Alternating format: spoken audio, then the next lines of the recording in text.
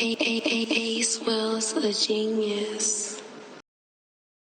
It's your boy Next Level Ace, aka Ace Will, back with another one. And in today's video, we're gonna touch on becoming rich. Have you ever felt like becoming rich or successful or wealthy is kind of unobtainable or out of your reach, or it's just like so far-fetched that you may be a little discouraged and may feel like you don't know if you really want to chase it, because chasing something that you feel like you may never catch just seems like very pointless. You know what I'm saying? But we got a video today by Dan Martell, and the video is how to get rich without luck, talent, or trust fund.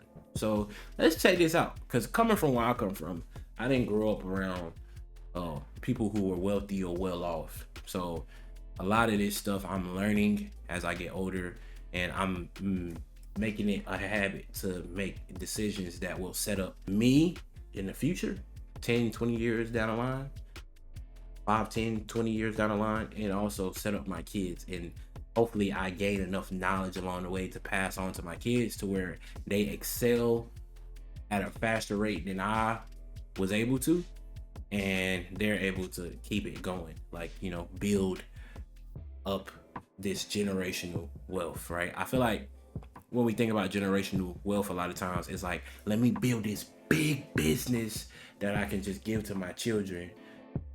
But I feel like we skip over the fact that a lot of it is knowledge and just information and knowing.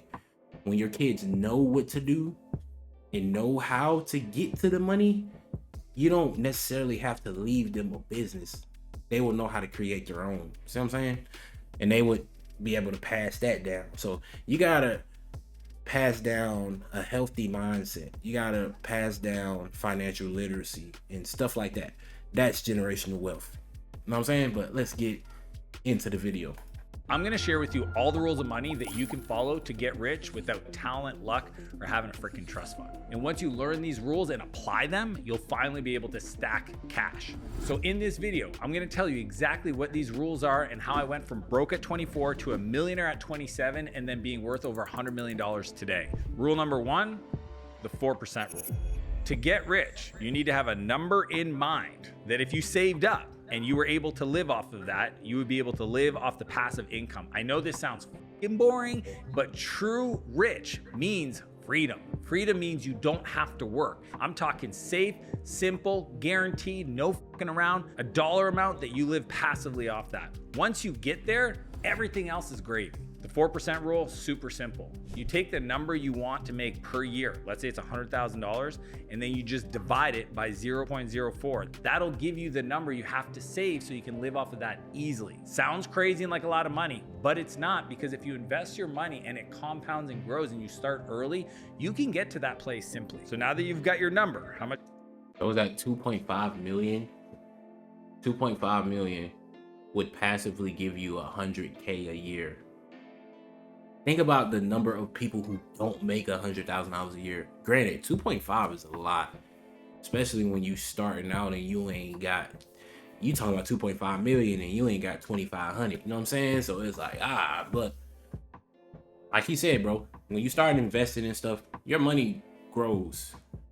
You know what I'm saying? And the more money you have, the faster it grows. So when you start out, your money's gonna grow obviously a lot slower, but the more money you invest, it compounds and the faster it grows.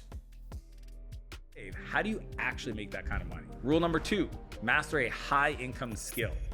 If you already knew how to make that kind of money, you'd be making that kind of money, which means you're gonna have to invest in yourself to develop a skill that the world values. That's why it's called high income skill, meaning people are gonna pay you a lot of money for your time to do that work. The best part is that everybody has access to the same tools. The information's out there. It's just most people pretend like they can't solve this problem. You don't have to spend 200 grand to go to some fancy university to learn any of this. You can do it on your own. So here's how you simplify it. All high income skills can fall into one of 4 categories. The first M is make, means you're a creator. You either edit videos, you create websites, you create video scripts, you create things that other people value. It sounds so simple, but most people never learn how to make a solution. They make a piece of solution, but not the complete thing. The second M is market.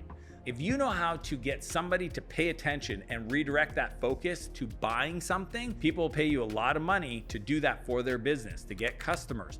Even more important than the next one, which everybody talks about, which is monetize or sales. Like the ability to talk to somebody and get them to part with their money, incredibly valuable. But if you're asking me which one's more valuable, marketing or sales, marketing's more valuable. Sales is just easier to learn. And the final one is manage. People will pay top dollar to have somebody come in and manage a project, manage an outcome, manage a problem for them. So the way I look at it is 4 components, and you can look up Ikigai. What do you love? What are you good at? What does the world need? And what can you get paid for? If one of those 4 seems like a default for you, maybe it's marketing or making or monetizing or managing stuff, the key is mastery. Decide to be the best in the world at it and stick with it for at least 1,000 days. Like go all in and find somebody to pay you to do that work. But here's the deal. Even a high income skill won't make you rich if you don't own anything. Which brings us to rule number 3. Don't work for your money, make your money work for you. This one's gonna be hard for people to understand because the whole world is trying to convince you to do this, which is work for a salary. The only way you're gonna get really rich is to own a part of the business. Wages might feed you, but ownership frees you. See, if the accountant, the lawyer, the doctor goes on vacation. I like that. Wages might feed you, but ownership frees you. I like that. Guess what? It's not the cost of the vacation that's the most expensive thing for them. It's not working. The truth is those people are highly paid, but they're not rich thing for them. Whoa. It's not. Accountant, the lawyer, the doctor goes on vacation. Guess what? It's not the cost of the vacation that's the most expensive thing for them. It's not working. The truth is those people are highly paid, but they're not rich because they don't have freedom. A business. Bro, that's so real. Like the vacation is not what hurt most people. It's the fact that when you're on vacation, you're not working. So imagine you could figure out a way to make money while you're on vacation. Life becomes a lot easier. You know what I'm saying? Creates a machine or an engine that makes money, and they get paid whether they show up to work or not because the machine runs. Owning a piece of a machine is how you get wealthy. But if you want to get there faster, you need to understand what I'm about to share. Phase 1, you have to build cash piles with your high income skills. You literally need to learn how to save. The more you can save, the more resources you'll have to do something with. You can't buy into a business. You can't invest into your business to increase your equity ownership if you don't have any cash. Phase 2 is reinvest in your best asset, yourself. Because you will take you with you to every interaction for the rest of your life. And you becoming better, meaning you communicating better, you persuading other people better, you getting other people to support you in your dreams, that investment will pay off dividends way bigger than any other business investment. Phase 3 is to invest those profits or that cash into assets. That's the ownership side. For most people, the simplest thing to do is buy a low-fee index fund, like a Vanguard for the S&P 500, something simple. My son Noah literally has 70% of his savings in an S&P 500. He's 12 years old. The reason I taught him that is because I showed to him that the money works for him whether he shows up or not. He could sleep until 10 a.m. and that money in that index fund did some work. So the best investment other than yourself is in your current business. So that's where I would look first. Then you can look at things that you have an unfair advantage around, things that you know better than most. If you're into cryptocurrency and you're like super passionate and you get paid to help people build blockchains and you're like a nerd about that, go all in on crypto. Sticking in what you know is how you create compound and massive leverage. That's how I built my company. I'm all software all the time. For 28 years, I learned how to code. I build and exit software companies. I started investing in companies. Now I have a venture studio where I launch a new AI company every month because I understood a long time ago, me sticking in things that I have an unfair advantage of, that I can look at deals and assess better than anybody else in the world, is gonna give me the returns that are above the market norm. So that's where I invest my free cash flow. And remember, the whole point is to invest into assets and ownership so that you can get to that 4% rule. Then you don't have to work anymore. That's a beautiful thing where you can now choose, what do you want to do with your days? What does your life mean? What is the work? What do you want to create? That is the true meaning of being rich. If you don't own anything, you'll be stuck renting forever. But even with your money invested, how do you multiply it even faster to actually get rich? Which brings us to rule number 4. We have to use leverage, not labor. Legato cinematic strings. Ooh, hold on. Yeah. Woo! Yeah. Leverage means putting a little bit of effort in and getting a massive result. So there's this guy called Archimedes, which is like a Greek mathematician. He has a quote. He says, "Give me a lever long enough and I can move the world. That is leverage. This really hit home for me when I was 28 and I moved to San Francisco. I struggled, man. I literally, my company that finally made me a millionaire also cost me everything in my life, my relationships, my health, my mental sanity. And I almost decided to never start a business again until I met a guy named Naval Ravikant. And talking to him, he's the one that introduced me to these ideas of leverage. Every entrepreneur that masters these 4 areas have unlimited potential of creating in this world without creating massive pain in their life. If you master these 4 skills of leverage, then you can be as rich as you want to be. So the first C is code. Think about software, think about automation, think about AI today. If you can learn how to use technology to get things done, set it up, workflows, automation, you have massive amounts of leverage. A little bit of work today means that it gets done forever. The second is content. When I look at a playbook, a checklist, that's a piece of content, but that content can create a recipe that can have somebody else do something for you 1,000 times, 1,000,000 times without taking any more of your time, right? When I look at the videos that I create here, I can use this video right here to share with all the young men that I mentor in my Kings Club program so that they can learn how to get rich. I shoot this video once and it can be seen by 10 million people, massive amounts of leverage. The third is capital. And capital is about how do I use my money to create more money. So if you think about it, if I have money and I can run ads, I can hire people, I can invest that. All right, y'all, hold up. I need a pen because when you're learning and when people are saying things that kind of hit home, you need to write them down. And I know I have tons of pens, but for whatever reason, I don't have one on my desk right now. All right, let me just grab one out this bag real quick.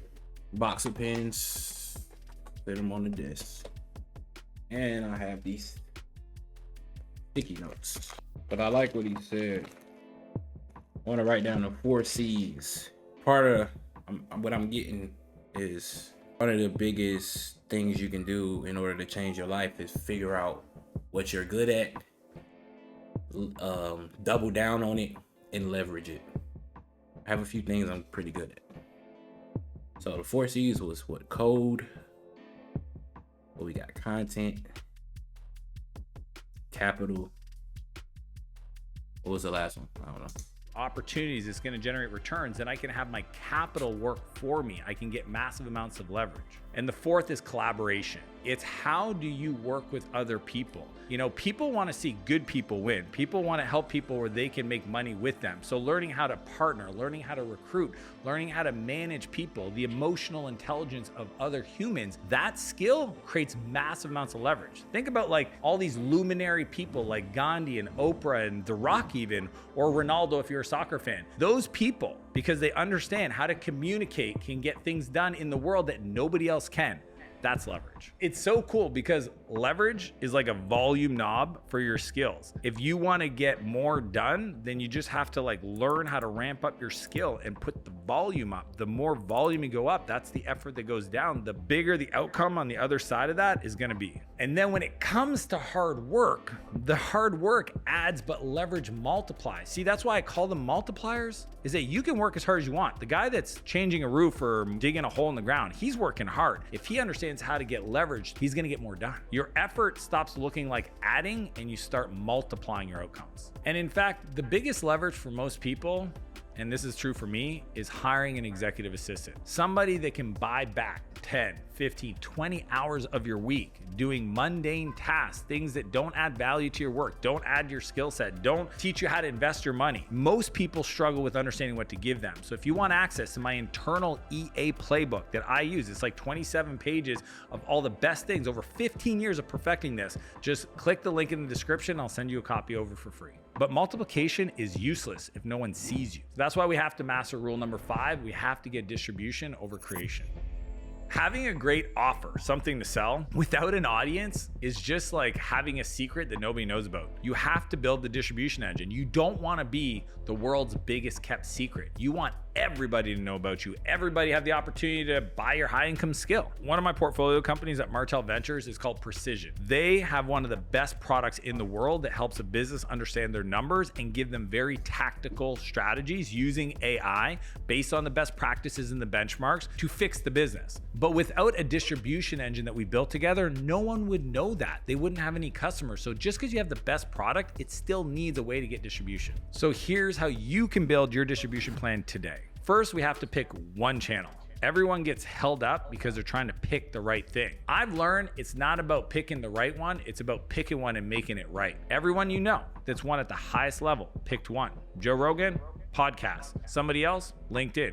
For me, Instagram. Those are my platforms. Those are the places where I decided to go all in and be masterful and do that. And then with the resources, I could do other things. So you got to pick one. The second is we have to make sure you post daily. Consistency becomes the foundation for growth. The thing that holds people back from getting an audience or building distribution is they're just not consistent. And I'm gonna break your heart if you don't want to hear this, but I'm talking about for the rest of your life. If you lead with free value, giving away your best stuff, I'm talking the best stuff, because information should be free, implementation is paid. You get somebody a result in advance, they will trust you and they will buy from you. If you can solve their small problems, they're gonna want to pay you to solve their big problems. The third is once you have that guarantee, build your list, your own media, meaning your email, your SMS. That's the difference between owned versus earned. Social media is great because you're using other people's platform, their audience, to build your awareness, your distribution, but you don't own that. You can get your account canceled tomorrow and all of it goes away. I like to take that attention and move it to my email, move it to SMS. You've probably seen me give out my text number. You've probably seen my email address to opt in.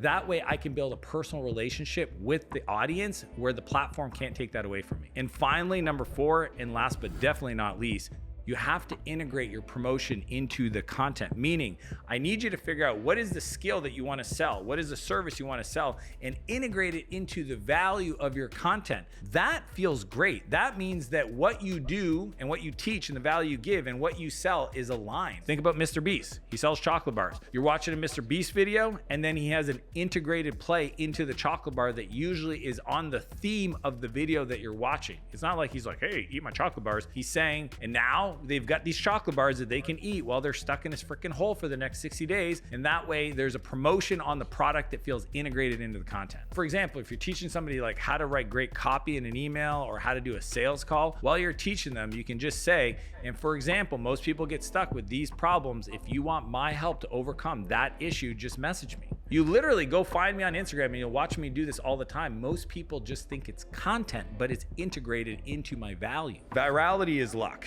but distribution is a system. This is important. Please promise me you won't nuke your progress by trying to flex at every step. Rule number 6 is don't finance your flex. Debt for assets, that's called leverage. Debt for lifestyle, that's a hole you'll never get out of. One of my mentors a long time ago, he said to me, he said, making money is easy, keeping it is hard. If you make $1 million a year, but you spend $1.1 million a year, you're always gonna be backwards. Learning how to use your cash flow from your assets, finance your flexing is the key. And I get it, everybody's like, yeah, but you're only young once.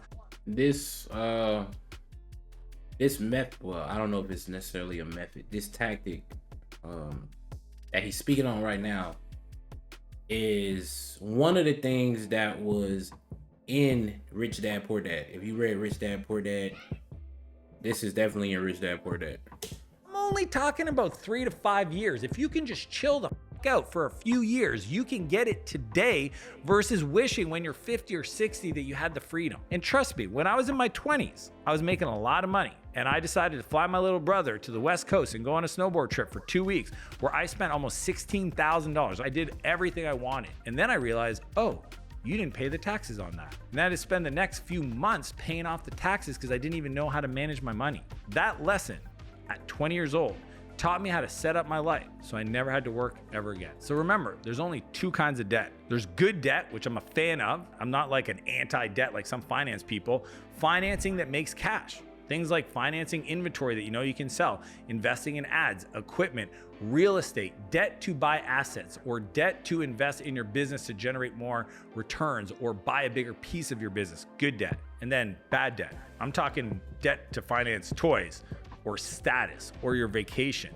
Essentially, that's cash on fire. The money can't work for you anymore. Here's the rule that I live by. If it doesn't pay you back, make you money, then essentially you're selling yourself. You're the product. When you buy something, you're actually spending the time it took you to make the money to buy that thing. Rich people buy assets, broke people buy the applause. All right, if you made it this far, freaking awesome. You're on your way to get rich, and the cool part is you don't need talent, you don't need luck or any of that other shit. But now it's the time to make some real bets. So rule number 7, use the money as a tool, not the goal. The goal is freedom. Never forget that. Money's not meant to be hoarded. Money is meant to be used. When I was growing up, I had one of my best friend's dad. He owned a food truck. And that guy worked literally 60 hours a week, all the time in his food truck to make cash. And all the extra cash, he saved it in his home. He hoarded it. He put it in the wall. He didn't trust the banks. It was kind of wild to figure this out. And then there was a fire. Watching the reaction of his family, Bro, that is traumatic. Oh, that is so traumatic. Imagine, bro, saving all this money, stashing it in your crib, and then your crib catch on fire. 30 years of everything they've ever done because he didn't understand how to take the money to invest in the skill meant he lost it all. I have a problem when people think money's evil. Money doesn't solve problems. Money amplifies who you are. If you are a great person, you'll have more greatness in your life. If you're an asshole and you're an evil person, guess what? That more money is just going to amplify who you are. There's only one really important rule. Freedom isn't found in your bank account. It's found in your calendar. The goal is to use money to buy back your time. That's leverage so that you can spend that time doing the things you love. Hopefully you fall in love with becoming better because God's not going to reward somebody to go get free and make a lot of money to go hang out on the beach because he created you to go be a creator, go do stuff in the world. If your whole plan is to get free, to chill out and do nothing, don't be surprised if that opportunity never comes to you. That's why I spend so much money on hiring people to support my life. Not only does it buy back my time, having Ann, my executive assistant, Betty, my house manager, Sam, my creative director, Todd, who's my CEO, Roddy, who's the CEO, essentially Team Martell. It's I get to invest in those people, help those people create their dreams, create a bigger future for all of us to win in. That to me is the whole point about having money, is creating richness not only in my life, but in other people's lives. And by the way, speaking of my team member, especially my executive assistant and my admin team, if you want my playbook, just click the link below and I'll send it to you. This is literally 15 years perfected into the tightest, simplest format for my structure, my templates, my North Star metrics. It's all there for you. Just click the link in the description below. Achieving freedom is the goal, but the real reward is actually not the money. It's who you get to become in the process. You take all of this, everything I've built, all my companies away from me, I'm good because I became that person. I've got the skills. I know how to do it. I could do it in a third of the time. Starting from scratch, know what I know, not making the same mistakes, boom, watch me. You could literally take people like an Elon Musk, Jeff Bezos, plop them in the center of a country, come back in 5 years, and you would find a person that's dominating in that country. It's just who they are. This process of wanting to be rich is awesome. I want that for you. But what I'm excited about is who you get to become in the process. Then you get to this really cool place where the work feels like play. When you wake up and you feel like, I can't believe this is my job, this is how I create, this is what I'm doing, and it feels so fun, that's when you know you become rich and you didn't need talent, trust fund, education, none of that. Now, if you want to learn how to build a business that runs itself, just click the video and I'll see you on the other side. And shout out to Dan Martell, man. Great video, W video. I learned a lot in that short amount of time that we just watched that video, and that's what life is about, man. The moment you stop learning, you stop growing, and once you stop growing, you might as well die, bro. That's life ends right there. You know what I'm saying? So yeah, man, keep learning, keep growing, make better decisions, and better ourselves, better our situations, and improve not only our lives but people around us lives. And that's really the goal. And